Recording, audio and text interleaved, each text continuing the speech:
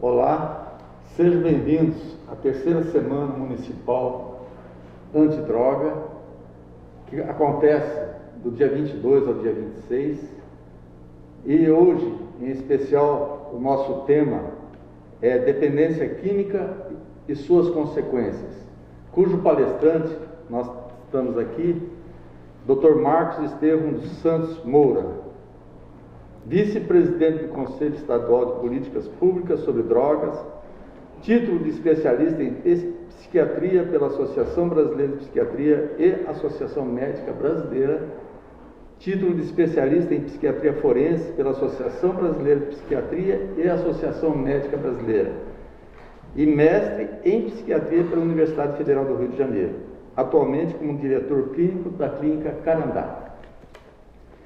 Então, nós estamos aqui justamente para desvendar, elucidar, fazer uma reflexão nessas situações que nós vivemos hoje, que conturba a família, que destrói o ser humano, que faz da sociedade um caos. Então, nós temos um doutor com experiência nessa área, que poderá elucidar muitas dúvidas que nós temos. Primeiramente, agradecer o convite. Para mim é um prazer muito grande nós estarmos conversando sobre isso, nessa semana que ela já acontece há muitos anos, desde a Semana Nacional, a Estadual e a Municipal, já no seu terceiro ano, e que a gente tem a possibilidade, mesmo em tempos de pandemia, de poder trazer alguns esclarecimentos à população como um todo. Nosso trabalho se baseia principalmente na prevenção, mas como o problema é muito grande, nós temos que contar muito com o tratamento, com a reabilitação e com a repressão ao uso de drogas. Então, isso é um problema muito extenso, que também exige de nós um tempo muito extenso para estar discutindo em sociedade. Exatamente, nós precisamos com frequência falar sobre esse tema, que justamente por desconhecimento, e principalmente o jovem que entra nesse caminho, ele vai por curiosidade, por alguma situação de ser levado por parceiros, amigos, entre aspas, né? Infelizmente, eles conhecem essa inimiga do ser humano, que é a droga, e não conseguem sair dela. Então, como o senhor falou, a importância da prevenção, eu gostaria que o senhor colocasse umas situações de tal maneira como o jovem poderia evitar chegar nesse ponto. Pois é, assim, vamos primeiro ver como é que acontece essa entrada, exatamente aquilo, as experimentações isoladas, muitas vezes por curiosidade, muitas vezes para fazer parte de um grupo qualquer, como se ele não usasse junto com aquele grupo, ele fosse ser excluído, uma coisa que ele não quer. O jovem, ele se acha dono da situação, ele jamais vai ficar preso às drogas. As drogas ele usa e sai quando quiser, é assim que ele pensa. E na verdade isso é um engano muito grande, e ele é muito vulnerável. O jovem hoje, cada vez mais jovem, está entrando nas drogas. E a juventude, quanto mais precoce, maior a vulnerabilidade a isso. Nós nem estamos falando em tempos de pandemia, onde a vulnerabilidade é maior ainda, que a gente pode abordar isso. Mas como o jovem mais precocemente está entrando no uso das drogas, e nós sabemos que as consequências delas são muito grandes, tanto fisicamente, psiquicamente, socialmente, quanto fisicamente por uma série de problemas, tanto mentais, hepáticos, pancreáticos, renais, etc., que nós sabemos que as drogas trazem, cardiológicos, como problemas mentais, tanto alterações do comportamento, déficits cognitivos, e outros riscos muito grandes para o sistema mental, para a atividade mental da pessoa que usa, e quanto mais jovem, maior as perdas mentais ele vai ter. E os problemas sociais que ele se envolve muito rapidamente, problemas familiares, violência dentro de casa, com pais, com irmãos, etc. Problemas policiais e problemas jurídicos, e ele é hoje protegido pelo Estatuto da Criança e do Adolescente, mas que não deixa de ser uma penalização inerente à idade. Então isso é muito preocupante. E se nós estamos vendo que existe essa preocupação, a ideia seria mais prevenir é melhor do que remediar. E como é que nós faríamos uma prevenção dessa, sabendo que as consequências do uso de drogas são muito grandes? E às vezes elas são definitivas, são incapacitantes. Incapacitantes. Quanto pior a droga, maior a incapacidade. Mas quanto menor a droga, como se acha, a incapacidade ela existe, apesar de não parecer tanto quanto as drogas chamadas mais pesadas. Isso é uma discussão muito grande, o que é uma droga pesada e uma droga leve. Se nós tivermos tempo, a gente pode conversar um pouco sobre isso. De qualquer forma, a incapacidade vai existir. Seja uma incapacidade cognitiva, uma incapacidade comportamental, etc. Agora, o que a gente pode fazer para prevenir isso? Se nós sabemos que o jovem ele entra cada vez mais cedo nas drogas, nós precisamos intervir mais cedo ainda. Onde? Nas famílias, onde esse jovem está. Nós vamos ter que ter orientações comunitárias, orientações específicas em famílias problema, e nós vamos ter que ter orientações e capacitações de professores desde o ensino fundamental nas primeiras séries. Nós precisamos fazer cartilhas lúdicas de orientação aos professores e que eles possam então passar isso para os alunos. Só que os professores têm que ser capacitados antes. Eles às vezes não entendem o que é uma dependência, eles não entendem o que é uma droga perigosa ou se existe uma droga sem risco, o que não existe. Isso é muito difícil a gente fazer, né? Então nós precisamos do apoio de toda a comunidade, nós precisamos de boa vontade e nós precisamos do poder público. O poder público é fundamental e a gente tem que entender que hoje nós estamos tendo uma grande apreensão do número de drogas, e isso aí é um trabalho belíssimo das nossas polícias, mas está tendo um número grande de apreensões, mas está tendo um número grande de tráfico de drogas, porque está tendo um grande número de solicitações de demanda, principalmente hoje em tempos de pandemia, onde as pessoas têm medo que falte tanto o pão para comer, como a droga para a sua utilização. Então o que eles fazem? Eles estocam droga em casa, eles pedem cada vez mais droga, fazem que o tráfico seja cada vez maior. E é muito difícil a gente combater esse tráfico todo. Eu sempre digo que nós temos que agir no consumidor. Se o consumidor não come o pão da padaria da esquina, essa padaria vai fechar. Então, enquanto isso, se o consumidor comer aquele pão, essa padaria vai sempre ter pão para fornecer. Tá? Não é uma boa relação, fazer droga com pão, uma coisa é boa, a outra é ruim, mas o que eu estou querendo dizer é que se o consumidor não quiser aquela droga, não quiser a droga, o traficante vai morrer com ela. Então isso nós precisamos fazer. E como é que nós fazemos isso? Com prevenção, mostrando a droga como aquele monstro desde a primeira infância em que a criança vai procurar se distanciar. É interessante que a Polícia Rodoviária Federal faz um trabalho belíssimo há muito tempo no trânsito. As crianças desde cedo já ensinam os pais os erros no trânsito. Olha, está fechado o sinal, ponha o cinto de segurança, olhe para frente, as duas mãos no volante, etc. E elas aprenderam isso já na escola, com o trabalho das Polícias Rodoviárias Federais e do Detran. E as famílias também sendo orientadas a isso. Vamos fazer o mesmo com as drogas. Precisa de boa vontade. Gasta-se, com manual. Mas também isso aí não é o fim do mundo, nós vamos ter talvez uma coisa muito boa. Alguns países, eles têm um programa de prevenção belíssimo, nós também podemos ter, por que não?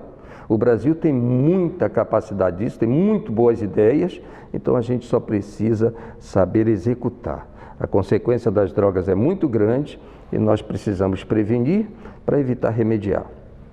Mas nós precisamos também remediar para evitar as complicações dela. Doutor Marcos, procede, uma vez ouvi um especialista falar que a dependência química, por exemplo, 10% da população mundial já está geneticamente no DNA, que se a pessoa usar álcool, que é uma droga lícita, entre aspas, né, ela fatalmente, ela nunca mais vai largar de beber o álcool, a bebida alcoólica.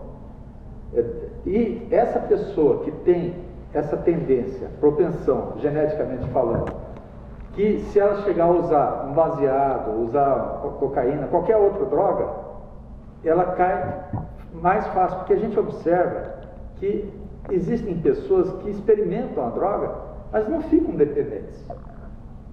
Enquanto que outras, basta uma tragada e não consegue largar mais. Tem procedência isso? Isso é uma situação X que a gente precisa esclarecer bem. É difícil dizer que a pessoa usando droga com regularidade não vai ficar dependente. O que a gente sabe é que geneticamente existe a predisposição para uma dependência mais rápida ou menos rápida. Ou seja, se existem casos de dependência na família, a possibilidade de uma dependência mais rápida é maior. É diferente, vai usar só uma vez, vai ficar dependente. Não, não é bem assim, né? A vida nos dá chance de evitar continuar o consumo e continuar e ter o risco do abuso e da dependência.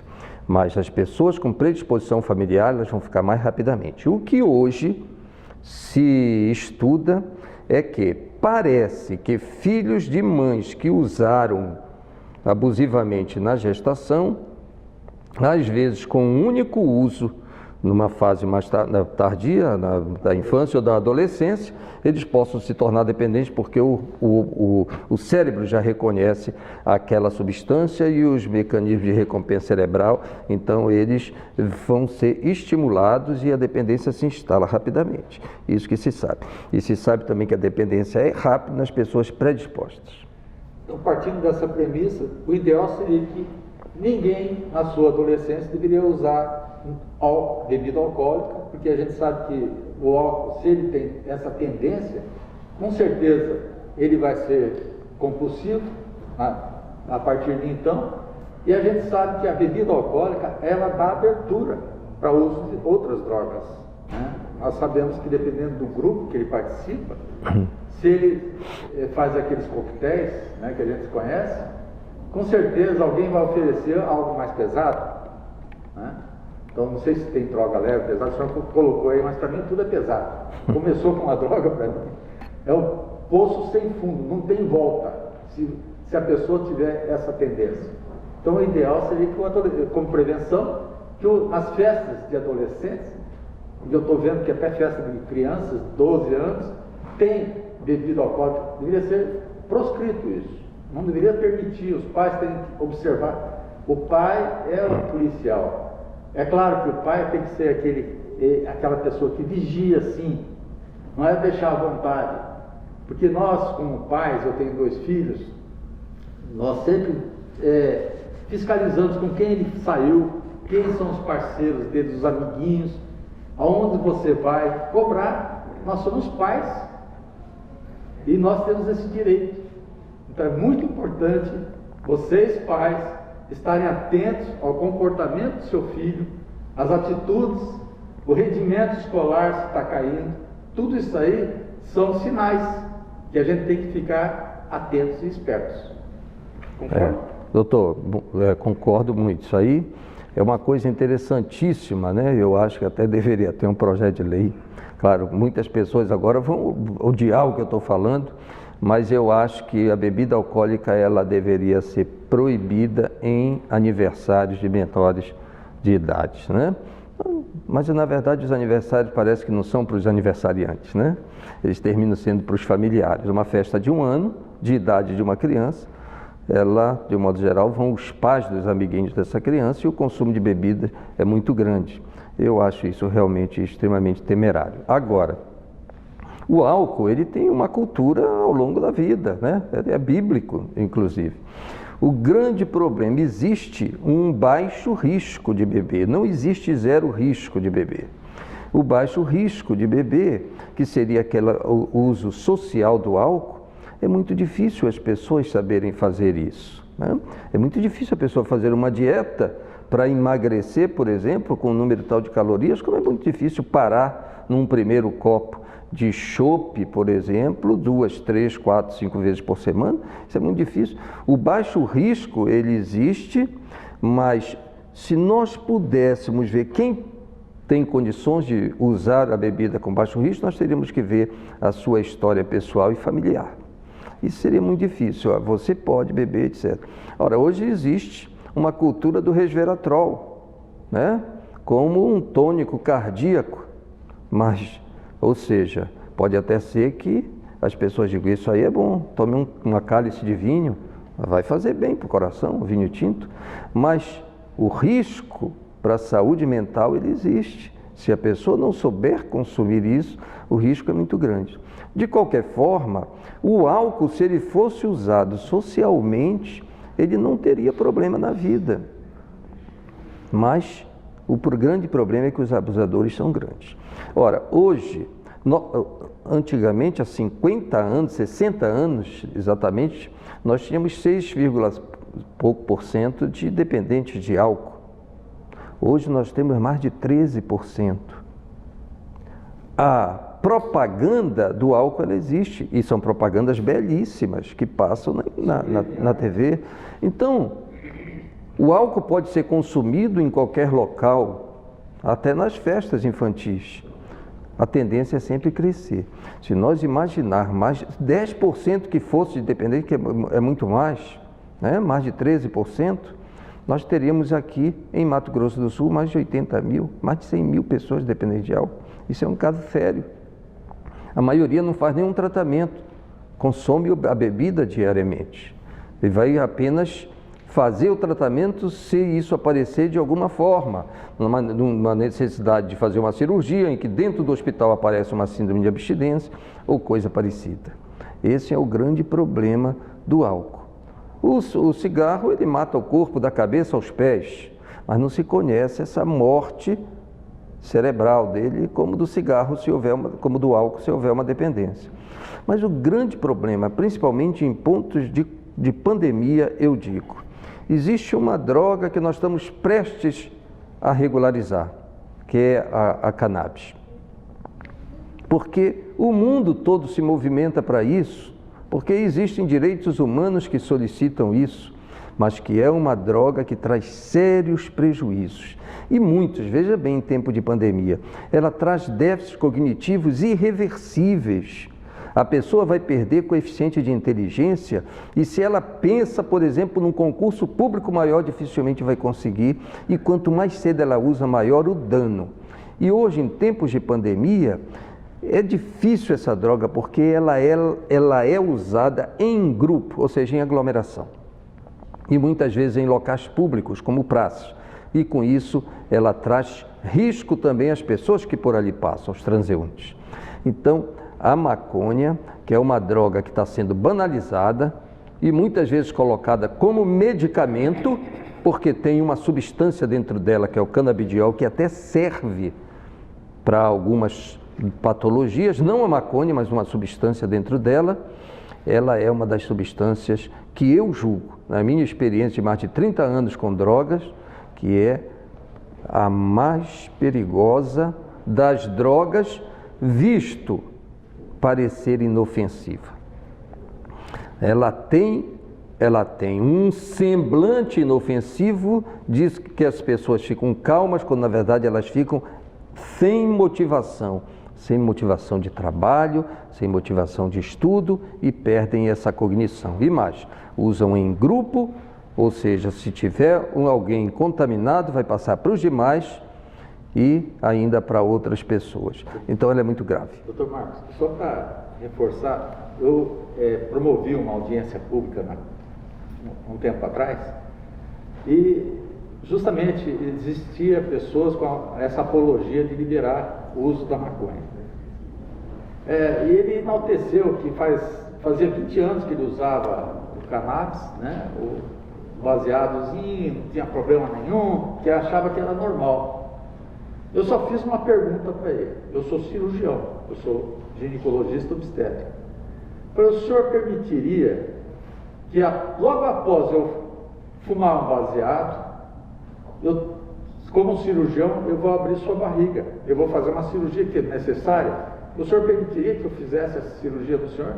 Aí ele falou, não, assim também não. Então como o senhor está falando que é normal usar? Acabou ali. Então para aqueles que têm essa ideologia, pelo amor de Deus, pensa um pouquinho. A insensatez está tão grande nesse país, tanta coisa errada, tantas coisas que não tem nem sentido, não tem pé nem cabeça. Vamos parar com isso, né? Então, é muito importante que nós tenhamos bom senso, sermos coerentes com as coisas certas. Parar de falar abobrinha.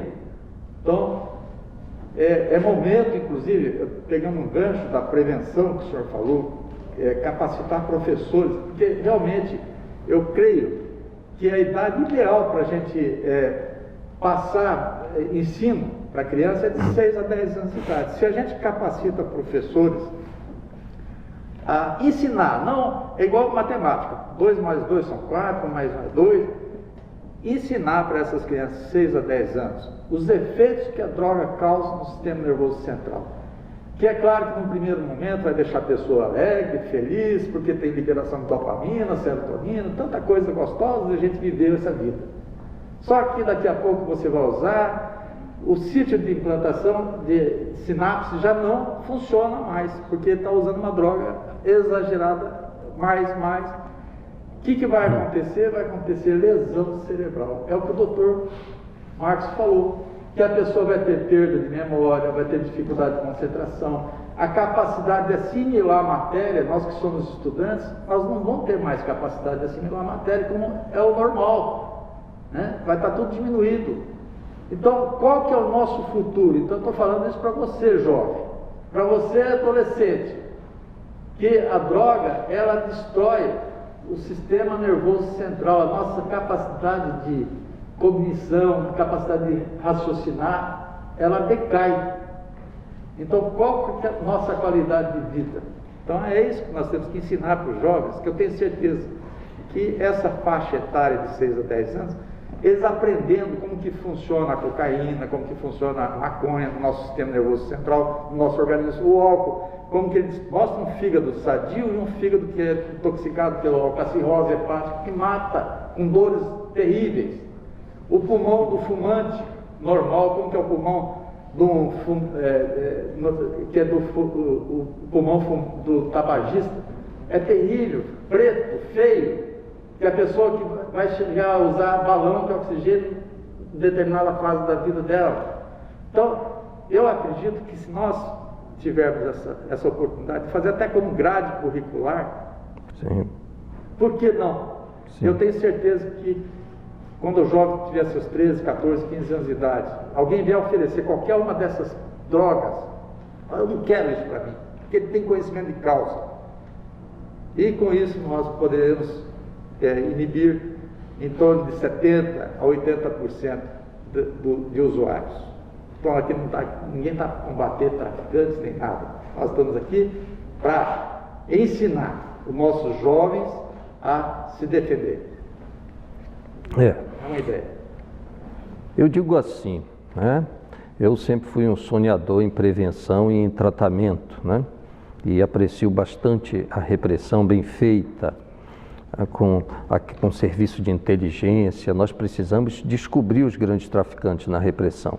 Mas eu sempre sonhei na prevenção, nessa prevenção desde a escola. E a gente observa o que é que dá certo. Então a gente vê esse trabalho da Polícia Rodoviária Federal, vamos jogar isso para a dependência, para a prevenção. de drogas. E a gente vê o trabalho da arte, o livro com arte levado através de ônibus ou vans para as comunidades. Vamos fazer isso. Um teatrinho, tá? Talvez um projeto de lei que leve um teatrinho para as comunidades. Hoje vai em determinado bairro da cidade, eles reúnem, fazem algumas faixas, fazem um teatrinho ali, deixa o povo assistir, deixa as crianças verem. Isso ajuda bastante. Vamos proporcionar a possibilidade de trabalhos artísticos que possam ser premiados na prevenção do uso de álcool e outras drogas. Isso aí é uma coisa importantíssima. Vamos também aprimorar o tratamento nisso, dar apoio às comunidades terapêuticas. Elas são muitas e são excelentes e existem aqui no nosso estado, como existe em todo o Brasil. Vamos, em vez só de puni-las porque falta isso ou aquilo, porque elas vivem com muita dificuldade, vamos sim tentar melhorá-las, mas vamos contribuir com elas, talvez contratando profissionais que possam ir lá, itinerantes, psicólogos, psiquiatras, etc. Isso vai ajudar muito as comunidades terapêuticas, onde os pacientes ficam muito tempo e aprendem muito através da laborterapia, através dos 12 passos, método Minnesota e outros. Vamos dar valor aos grupos de apoio. NA, AA, Amor Exigente, Amor Persistente, são grupos de apoio excelentes que o povo tem que conhecer e tem que participar. O dependente tem que participar, as famílias precisam participar disso. E vamos, então, tirar um pouco desse preconceito, desse estigma em relação ao dependente químico, que ele, antes de tudo, é uma vítima, não é um marginal, não é um bandido. A maioria quer se tratar, a maioria não tem oportunidade, porque não existe a prevenção, nem sabe que é isso e vai afundando cada vez mais nas drogas.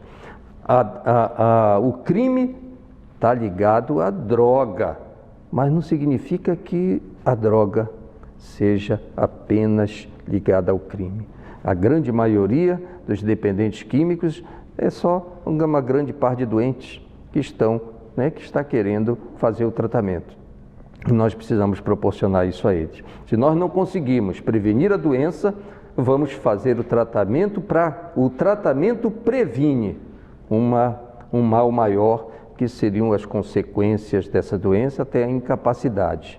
Hoje a gente fala de uma intervenção que ela existe global, que é o que a gente está prevendo, que se chamava antigamente de prevenção primária, essa intervenção global e fazer para a sociedade como um todo. A intervenção, aquela específica, né? E que nós vamos fazer nas populações problemas, filhos de dependentes, de presidiários por dependência, bairros problemas, escolas problemas, isso aí é uma intervenção. E aquela realmente que a gente seleciona, que é o próprio dependente que já faz uso, para ver se ele sai dessa situação.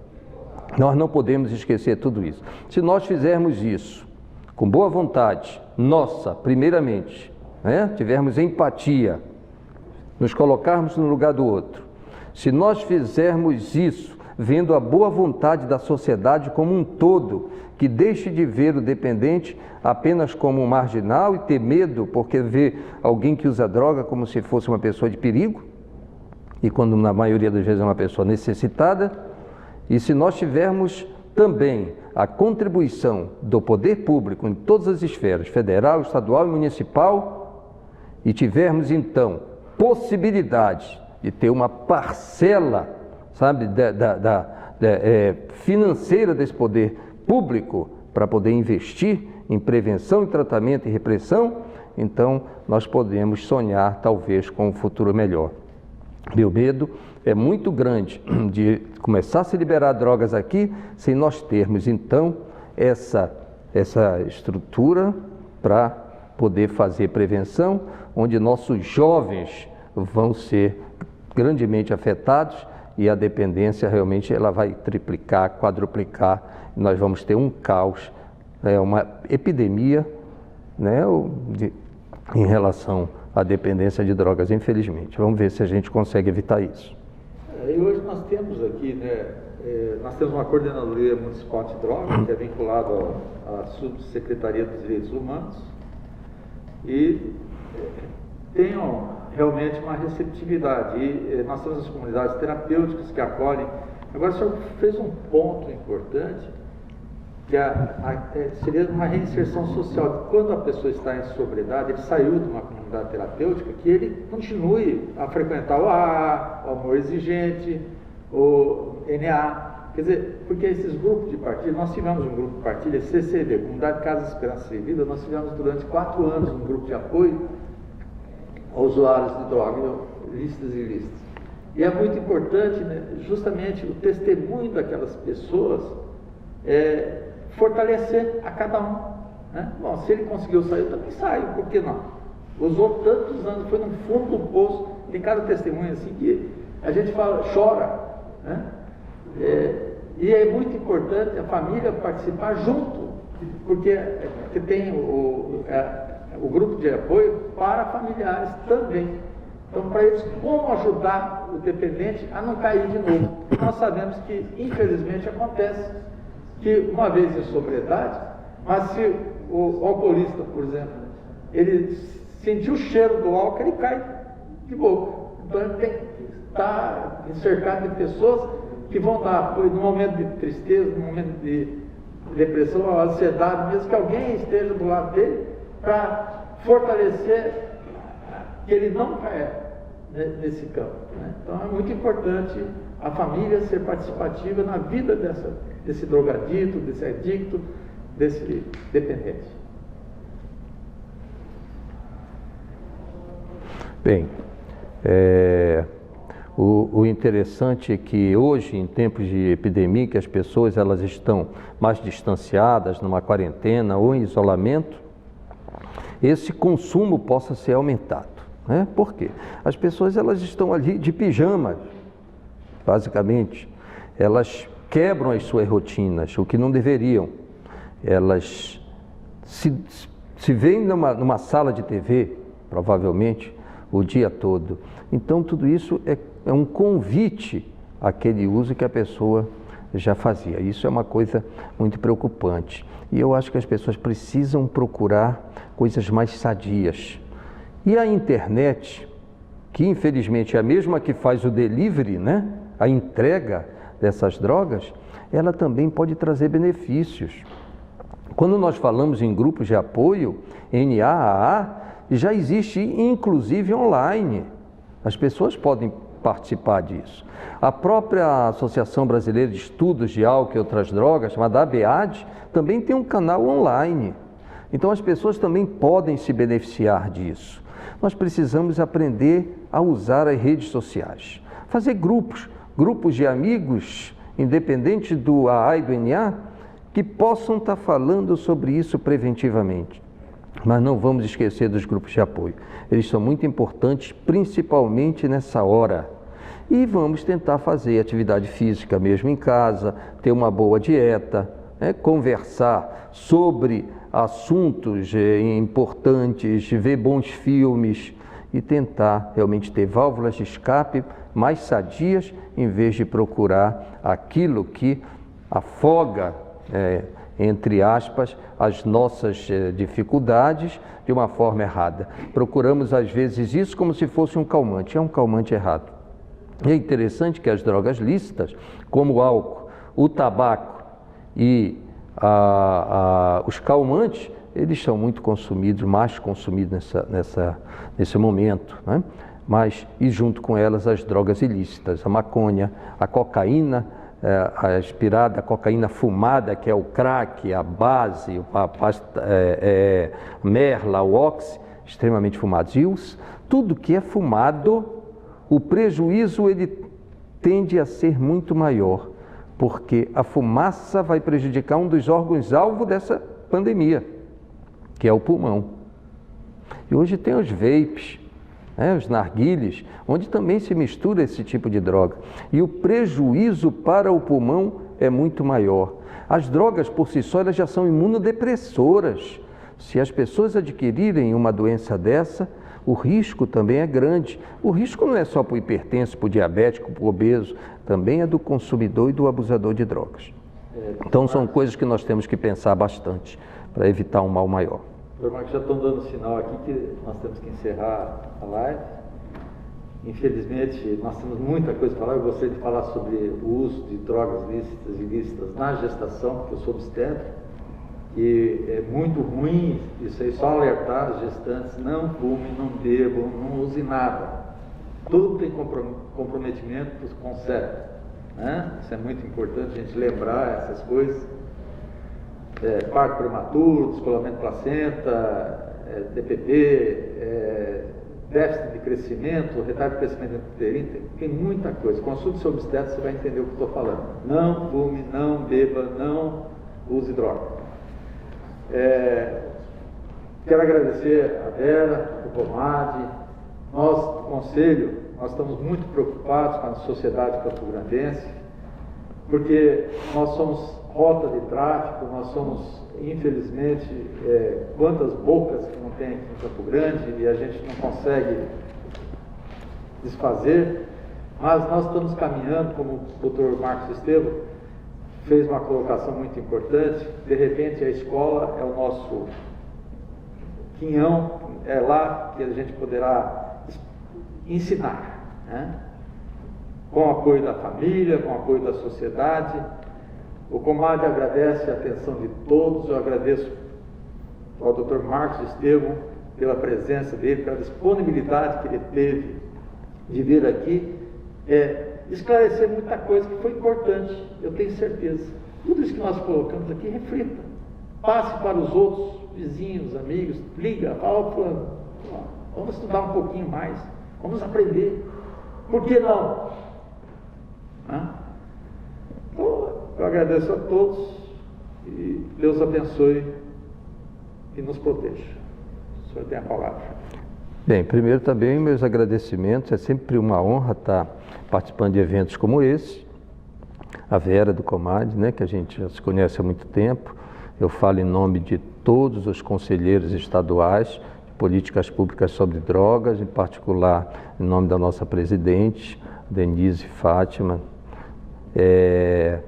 E estamos à disposição para qualquer outro esclarecimento. Isso é muito bom a gente saber que mesmo em tempo de pandemias, a Semana Nacional de Políticas Públicas sobre Drogas, ela acontece. Mostra que essa é uma preocupação nossa, que não dorme e não se amedronta com um vírus de alta letalidade, como é o Covid, que nós não temos que banalizá-lo, sim, temos que temê-lo e temos que fazer tudo aquilo que é preconizado pela Organização Mundial da Saúde, pelo Ministério da Saúde, que é o uso de máscaras, álcool em gel em locais onde você não tenha possibilidade de lavar as mãos com água e sabão, o distanciamento social.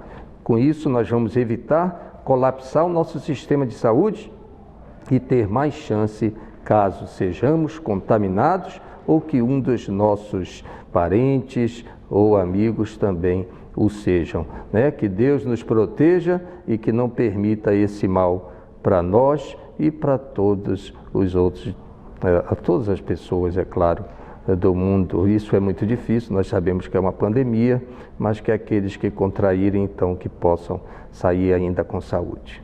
Muito obrigado.